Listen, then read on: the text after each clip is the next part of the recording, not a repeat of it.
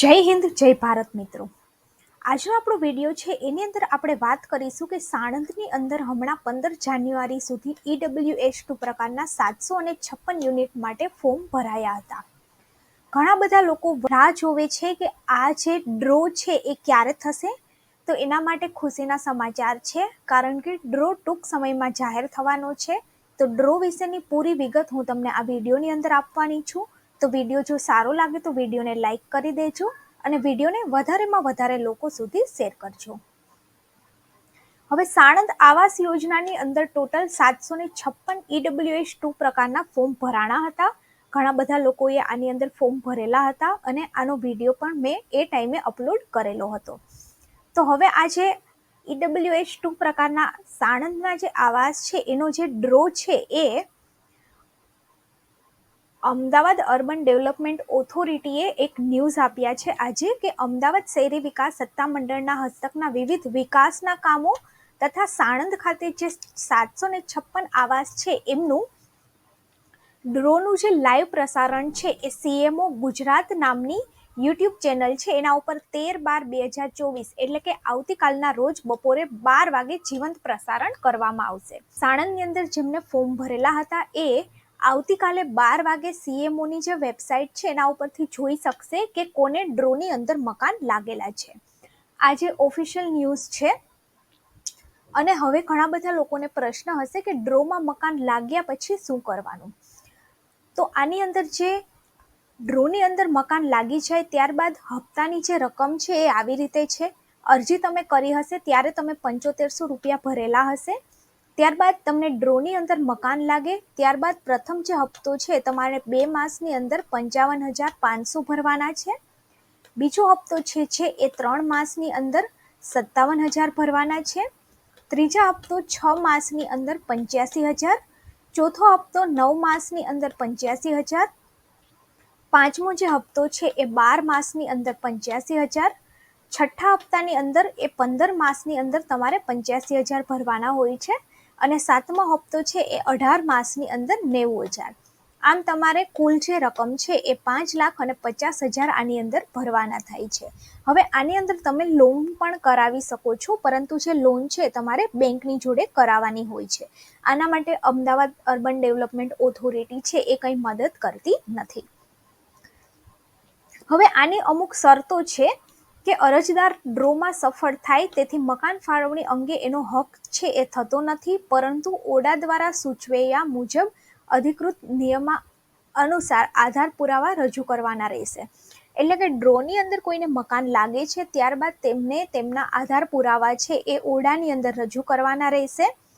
ત્યારબાદ સૂચવ્યા મુજબ નાણાં છે એ ભરપાઈ કરવાના રહેશે અને ત્યારબાદ તેઓની જે અરજી છે એ મકાન ફાળવણી માટે વિચારણામાં લેવામાં આવશે.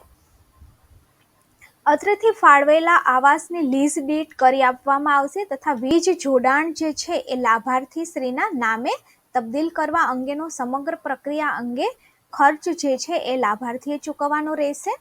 આવાસ યોજના અંગેનું જે ટોકન છે અથવા તો ભાડાની જે રકમ હશે એ પ્રતિ માસે 1 થી 10 તારીખ સુધીની અંદર સત્તામંડળ ખાતે જમા કરાવવાનું રહેશે. લાભાર્થીએ ગેસ જોડાણ જે છે એ સ્વખર્ચે મેળવવાનું રહેશે. ત્યારબાદ આની અંદર જે દર્શાવેલું પ્લાનિંગ અને બાહ્ય દેખાવ છે એ સૂચિત છે. તેની અંદર ટેકનિકલ જરૂરિયાત મુજબ ફેરફાર છે એ થઈ શકે છે.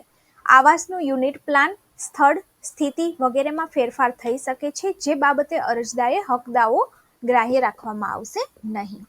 હવે આની અંદર જે સરકાર જેવું મકાન આપે છે એવું જ તમારે સ્વીકારવાનું હોય છે. આની અંદર તમે કંઈ પણ બાહ્ય દેખાવની અંદર ચેન્જ છે એ કરી શકતા નથી. લોન આપવા અંગેની જે જવાબદારી છે એ અમદાવાદ શહેરી વિકાસ સત્તામંડળની રહેશે નહીં. બેંક પાસેથી તમે લોન છે એ લઈ શકો છો.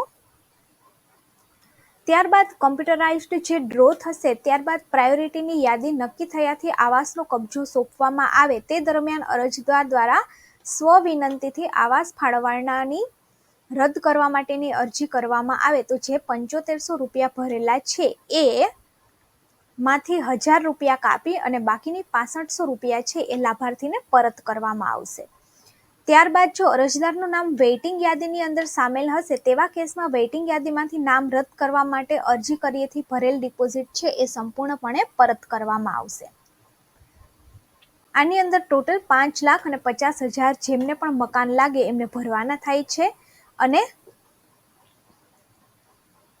આ ચૂકવવા પાત્ર જે રકમ છે એ અમદાવાદ શહેરી વિકાસ સત્તા મંડળની તરફેણમાં લખેલ અથવા તો અમદાવાદ ખાતે ચૂકવવા પાત્ર બેન્કર્સ ચેક, પે ઓર્ડર અથવા ડિમાન્ડ ડ્રાફ્ટની મદદથી તમે જમા કરાવી શકો છો. હવે આ જે ડ્રો છે એ આવતીકાલે થવાનો છે અને આનું જે લાઈવ પ્રસારણ છે એ CMOની જે યુટ્યુબ ચેનલ છે એના ઉપર આવવાનું છે. આવાસ પેટે નક્કી થયેલી કિંમત અથવા તો રકમની અંદર ભરપાઈ થયા બાદ જ અરજદાર છે એ આવાસનો કબજો સોંપવામાં આવશે. આવાસનો કબજો લેતા પહેલા ફાળવેલ ફ્લેટ આવાસ છે એ અરજદારે જોઈ લેવો. જો ફાળવેલ આવાસ અથવા તો ફ્લેટ પસંદ ન આવે તો 15 દિવસની અંદર તમારે લેખિત જાણ છે એ કરવાની રહેશે. તેમજ તમારી જે ડિપોઝિટ ભરેલી છે 7500 રૂપિયા એ તમને પરત કરવામાં આવશે, પરંતુ એમાંથી 1000 રૂપિયા છે એ કાપી લેવામાં આવશે અને ભરેલ હપ્તાનું જે રકમ છે એ વ્યાજ સહિત ચૂકવવામાં આવશે.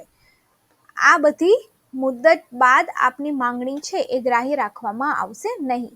એટલે તમને એકવાર ડ્રોની અંદર આવાસ લાગે તો તમારે ચેક કરી આવવાનું છે. પસંદ ના આવે તો તમારે લેખિતની અંદર અરજી કરવાની છે. હવે CMOની જે વેબસાઇટ છે એ આવી છે, યુટ્યુબ ચેનલ. અહીંયાથી તમે અહીંયા જે લાઈવ લખેલું છે ત્યાંથી આવતીકાલે જીવંત પ્રસારણ જોઈ શકશો કે સાણંદની અંદર કોને કોને ઘર લાગેલા છે. તો જો વિડીયો સારો લાગ્યો હોય તો વિડીયોને વધારેમાં વધારે લોકો સુધી શેર કરી દો એટલે બધા જ આ જીવંત પ્રસારણ કાલે લાઈવ જોઈ શકે.